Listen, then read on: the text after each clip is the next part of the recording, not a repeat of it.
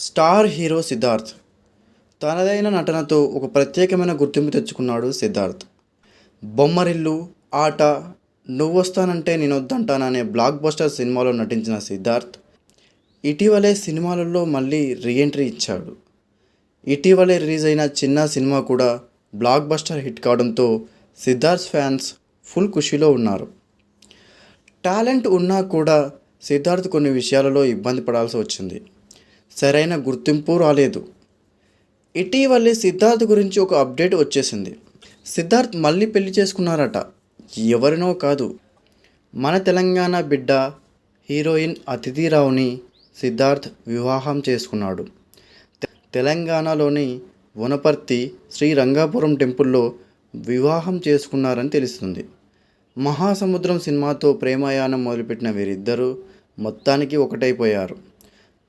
కొద్దిపాటి సన్నిహితుల మధ్యనే ఈ కార్యక్రమం ముగిసింది. వీరిద్దరూ కొన్ని నెలలుగా డేటింగ్ చేస్తున్నారని తెలిసిన విషయమే. సిద్ధార్థ్కి మరో జీవితం సంతోషకరంగా జరగాలని మనస్ఫూర్తిగా కోరుకుందాం.